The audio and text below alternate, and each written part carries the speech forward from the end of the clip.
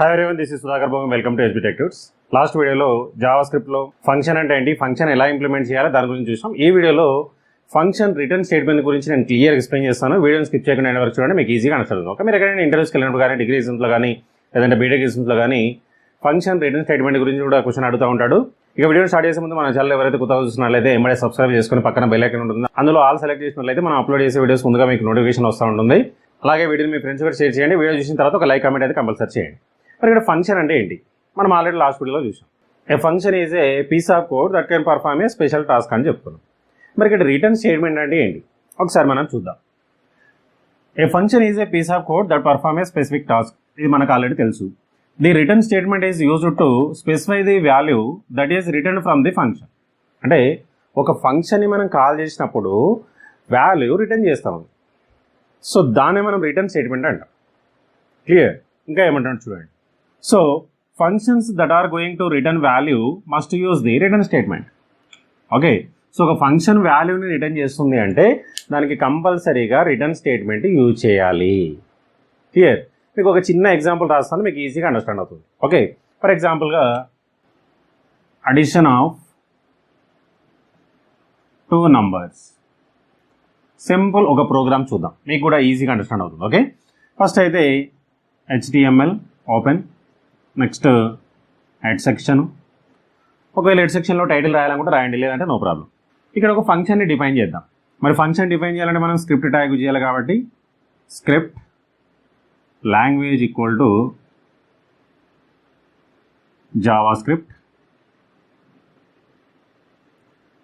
జావాస్క్రిప్ట్కి సంబంధించింది ఏ లాజిక్ అయినా సరే మనం స్క్రిప్ట్ ట్యాగ్లోనే రాయాలి. క్లియర్? నెక్స్ట్ ఇక్కడ డైరెక్ట్గా ఒక ఫంక్షన్ని డిఫైన్ చేస్తాను. ఫర్ ఎగ్జాంపుల్గా ఫంక్షన్ నేమ్ వచ్చేసి రోబో పెట్టుకుంటున్నాను వితౌట్ ఆర్గ్యుమెంట్స్. ఇందులో ఒక చిన్న లాజిక్ రాద్దాం.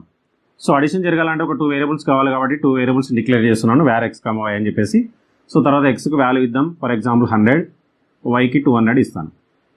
ఓకే, ఇప్పుడు మనకి ఏం జరగాలి, ఎక్స్ ప్లస్ వై జరగాలి. నేను ఇక్కడ ఏం చేస్తానంటే ఎక్స్ ప్లస్ వైని నేను రిటర్న్ చేస్తాను. అంటే ఫంక్షన్ని కాల్ చేసినప్పుడు మనకు 300 అనేది రిటర్న్ అవ్వాలి. సో దానికోసం రిటర్న్ స్టేట్మెంట్ రాయాలి. క్లియర్? ఇక్కడ చూడండి, డైరెక్ట్గా return keyword return x plus y semicolon, function close. అంటే ఈ రోబో ఫంక్షన్ని కాల్ చేసినప్పుడు ఎక్స్ ప్లస్ వై అనే వాల్యూ రిటర్న్ అవుతుంది. ఇక్కడ ప్రింట్ చేయట్లేదు, రిటర్న్ అవుతుంది. అంటే ఫంక్షన్ కాల్ చేసినప్పుడు 300 అనే వాల్యూ వస్తుంది. క్లియర్? సో కాల్ చేసినప్పుడు వాల్యూ వస్తుంది కాబట్టి దాన్ని పికప్ చేసుకొని మనం డిస్ప్లే చేసుకొని చూసుకోవాలి. క్లియర్? దీన్నే మనం రిటర్న్ స్టేట్మెంట్ అంటాం, అంతకుమించి ఏదేం లేదు. సి లాంగ్వేజ్ సింప్లిఫై జావాలో ఏ విధంగా అయితే రిటర్న్ స్టేట్మెంట్ ఉన్నదో ఇక్కడ కూడా అదే ఉంటుంది. Clear? Next script close, next head section కూడా క్లోజ్. ఇక నెక్స్ట్ బాడీ సెక్షన్లో కాల్ చేయాలి, కాబట్టి జావా స్క్రిప్ట్కి సంబంధించి ఏదైనా సరే కంపల్సరీ స్క్రిప్ట్ ట్యాగ్ రాయాల్సిందే. మళ్ళీ ఇక్కడ script tag open language equal to Java script. చూడండి, ఇప్పుడు ఏం చేయాలి, నేను ఫంక్షన్ని కాల్ చేయాలి. ఫంక్షన్ ఏమేంటి ఇక్కడ రోబో, సో కాబట్టి డైరెక్ట్గా రోబో అని కాల్ చేస్తున్నా. ఎప్పుడైతే రోబో అని కాల్ చేస్తామో కట్సార్ ఇక్కడ నుండి డైరెక్ట్ ఇక్కడికి వెళ్తుంది. ఇక్కడ ఏముంది, x comma y, x equal 100, y equal to 100, return x plus y. X plus y అంటే 100 + 200 300. ఆ 300 వాల్యూని పట్టుకొని ఇక్కడికి వస్తుంది. మరి వచ్చిన దాన్ని ఏం చేయాలి, మనం ప్రింట్ చేయాలి. ప్రింట్ చేయాలంటే దాన్ని ఒక వేరియబుల్లో స్టోర్ చేసుకొని ప్రింట్ చేసుకోవచ్చు, లేదంటే డైరెక్ట్గా కూడా ప్రింట్ చేయొచ్చు. ప్రింట్ చేయాలంటే output statement document out title అని యూజ్ చేయొచ్చు, లేదంటే అలర్ట్ బాక్స్ అని యూజ్ చేసుకోవచ్చు. వచ్చిన వాల్యూని ఫస్ట్ ఒక వేరియబుల్లో స్టోర్ చేద్దాం. ఫర్ ఎగ్జాంపుల్ వేరియబుల్ నేమ్ వచ్చేసి రిజల్ట్ అని తీసుకుంటున్నాం. ఇప్పుడు దాన్ని డిస్ప్లే చేసి చూద్దాం. డాక్యుమెంట్ డాట్ రైట్ ln, ఇందులో ఒక మెసేజ్ పెడతాను, addition of 2 numbers equal to plus concatenation operator, next result. So రిజల్ట్లో ఏదైతే వాల్యూ వచ్చి స్టోర్ అవుతుందో ఆ వాల్యూని మనం ఇక్కడ ప్రింట్ చేస్తున్నాం.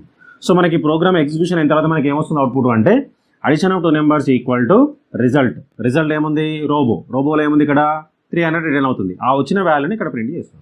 అంటే మొత్తానికి addition of 2 numbers equal to 300 అనేది మనకు అవుట్పుట్ వచ్చేస్తుంది. Next script tag close, body tag close, HTML close. ఇంత సింపుల్. ఈ విధంగా మనము ఫంక్షన్లో రిటర్న్ స్టేట్మెంట్ ఈ విధంగా మనం యూజ్ చేస్తాం. మీరైతే నోట్ తీసుకొని క్లియర్గా ఇదంతా రాసేసుకోండి. ఎగ్జామినేషన్లో ఫంక్షన్ రిటర్న్ స్టేట్మెంట్ అడిగినట్లయితే ఈ డెఫినేషను ఈ ప్రోగ్రామ్ రాసినట్లయితే మీకు ఫుల్ మార్క్స్ పడిపోతాయి. నెక్స్ట్ వీడియోలో ఒక ఫంక్షన్లో పారామీటర్స్ని ఎలా యూజ్ చేయాలి దాని గురించి మనం నెక్స్ట్ వీడియోలో చూద్దాం. దాన్ని మనం కాల్ బై వాల్యూ అంటుంటాం. సో దాని గురించి మనం నెక్స్ట్ వీడియోలో చూద్దాం. క్లియర్? ఈ వీడియోలో మీకు ఏమైనా డౌట్స్ ఉంటే కామెంట్ సెక్షన్లో కామెంట్ చేయండి, నేను దానికి రిప్లై చేస్తాను. అట్లనే వీడియోలో మీ ఫ్రెండ్స్ కూడా షేర్ చేయండి, వాళ్ళకు కూడా యూస్ఫుల్ అవుతుంది. నెక్స్ట్ వీడియో మళ్ళీ కలుద్దాం. So thanks for watching. Like, share, subscribe my channel. Thank you.